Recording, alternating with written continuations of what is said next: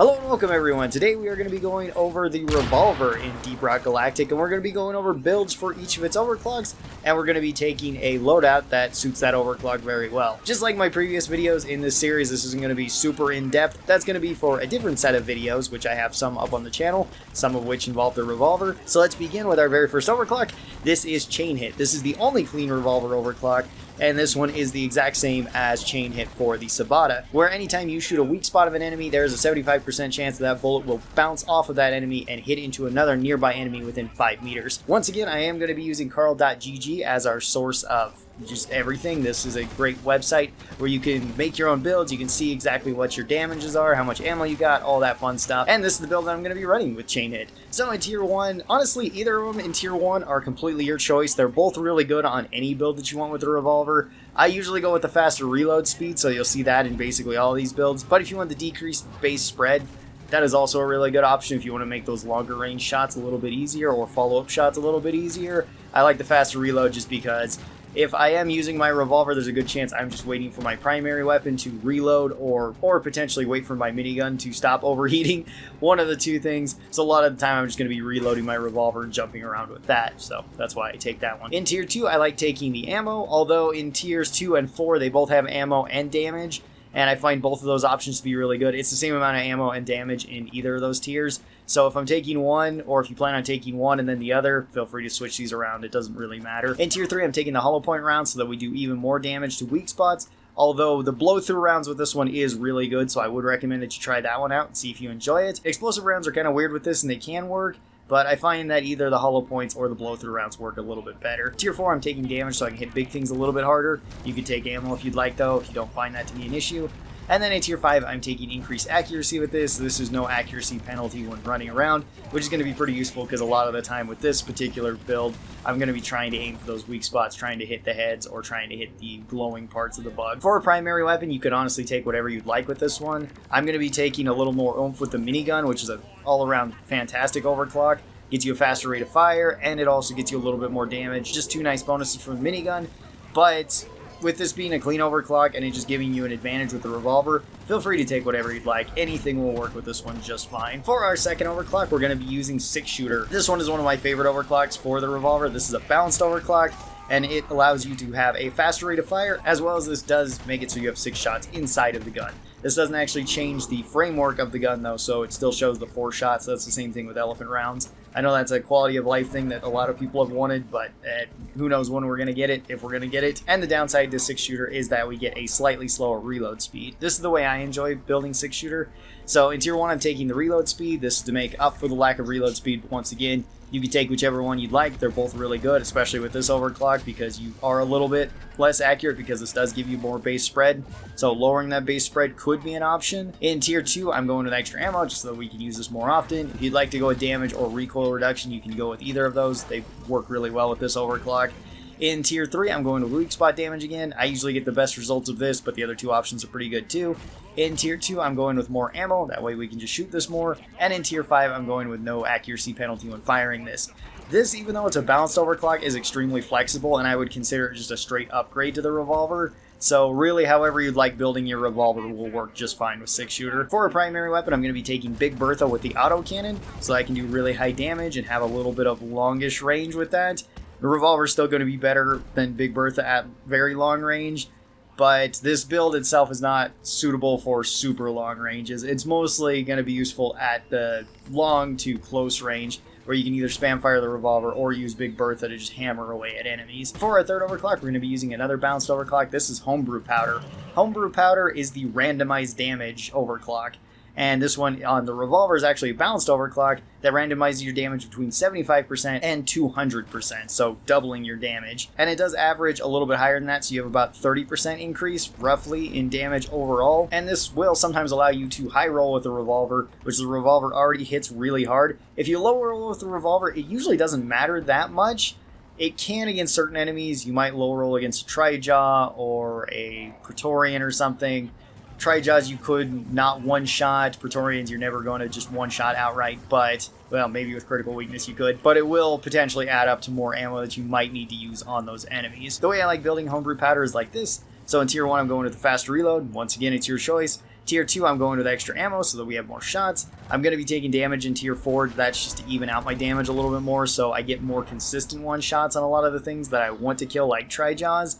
You could take full damage and make it so that it's very consistent at one-shotting Tri-Jaws, and you could hit big enemies a lot harder. But if you're going to do that, make sure that you have a lot of ammo with your primary weapon. In Tier 3, I'm taking the hollow point rounds for extra weak spot damage.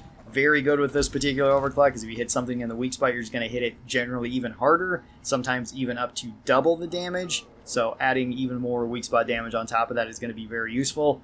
And then in Tier 5, I'm going with the neurotoxin rounds. This is just so that I can potentially poison enemies and do a little bit more damage, but either of them in Tier 5 are pretty good. For a primary weapon, I'm going to be taking Rocket Barrage with the Hurricane. This is a super fun overclock. The footage I have in the background is actually just running it for full rate of fire, and that is very fun, although you might want to take extra ammo instead of what I did here. And it's pretty good for crowd control, and then you can just use the revolver to pick off big things or high-value targets. For our fourth overclock, we have Elephant Rounds. This is an unstable overclock that allows you to do really high damage with the revolver, basically turning the revolver into a little pocket sniper, but having a lot more recoil and also taking much longer to get back on target in between shots, as well as you don't have very many shots. The way I usually build it is like this. So in Tier 1, I'm going with the faster reload, but again, either of those options in Tier 1 are really good. It's your choice, pick whichever one you would like. Tier 2, I'm going with extra ammo. It is really good to take ammo in Tier 2 and in Tier 4 with this one, because if you don't, you want to build this all for damage. You have like 15 shots in total. They are devastating shots, but every time you miss, that is a lot of damage that you just wasted. So I would highly recommend that you take ammo with both of the Tier 2 and the Tier 4. Tier 3, I'm taking extra weak spot damage. You could go with blow-through rounds with this. That is actually pretty good with elephant rounds. Explosive rounds, honestly, isn't that great. It's okay for crowds, but I've never really found a great use for it with elephant rounds. And then in Tier 5, I'm going with accuracy. This is just so that I can run and gun whenever I'd like. And basically, I just use this as a pocket sniper rifle to pick off things at a distance and then switch to my primary weapon. For my primary weapon, I'm using Overtuned Feed Mechanism for the Hurricane. This is a very strong overclock. It's a very simple and basic overclock, but it can be built a ton of different ways. Usually I just stack this with ammo, and I'm mostly using this for crowd control, while using elephant rounds for taking out big targets at a distance. For our fifth overclock, we have Magic Bullets. This is probably my favorite overclock for the revolver. Magic Bullets nerfs your overall damage, but it gives you more ammo. And the other effect of Magic Bullets is that whenever you hit nearby an enemy, it will try to bounce into another enemy. This can be very useful, especially with the build that I have set up, and it's really strong for crowd clear. So in Tier 1, I'm taking faster reload. Accuracy does not matter with Magic Bullets. We're not trying to be super accurate. We're just trying to hit near enemies, so that way we can get the most value from our bullets actually bouncing into things. In Tier 2, I'm taking extra ammo, and in Tier 4, I'm taking extra ammo. This is because we're taking explosive rounds in Tier 3. Usually you want to just have a bunch of ammo for this one, that way you can splash as much damage as possible. Let's talk about the explosive rounds really quick in Tier 3, so it kind of makes more sense, and I guess the neurotoxin in Tier 5 too. All of these work really well in combination. So explosive rounds nerfs our damage, but that's okay because we're actually getting more damage just from the explosion itself. And since we're just trying to hit near enemies, it's very easy to shoot right next to an enemy, splash damage to it, and then have the round bounce into that enemy and splash damage to more enemies around it. So that way we can also splash neurotoxin poison to everything around it. And just having more bullets to do more splashes makes more sense than basically anything else with this gun. And since this is so good for crowd control, you can take it with a primary weapon that does very high single target damage. For this, I'm going to be taking combat mobility, not necessarily an overclock built for that, but built for general use, where you can move around really fast with the autocannon. Keep firing this, and once you need to reload the autocannon, just put it away, let Born Ready start reloading it for you, pull out your revolver, and just fire this into crowds. It is very strong for just clearing up crowds in really any mission type, or at the very least slowing down crowds, which is very useful for the higher difficulties. And then for our sixth and final overclock, we have Volatile Bullets. This is a balanced overclock that nerfs your damage slightly. You only lose 10 damage overall with the revolver, which is not very much, and it doesn't affect the revolver's breakpoints too much. It does against certain enemies, but for the most part it's fine. You can get this back by taking damage in Tier 2 or Tier 4, but the other bonus that it gives you is 300% more damage when enemies are on fire, which makes it so you can do massive amounts of damage per second with this. You can kill detonators super quick. You can kill basically anything that you can light on fire super fast. So oppressors, menaces, Praetorians. You can't light dreadnoughts on fire, so it's not a dreadnought killer. The way I like to build it is like this, so I'm going with faster reloads in Tier 1. Again, your choice in Tier 1, pick whichever you'd like. Tier 2, I'm taking extra ammo so we can shoot this at bigger targets more often. If you're worried about breakpoints and you want to do more guaranteed damage, you could take damage in this or in Tier 4. It's your call. In Tier 3, I'm taking weak spot damage. We might as well hit things even harder. It makes so you can kill oppressors, praetorians, and detonators even faster than you already do.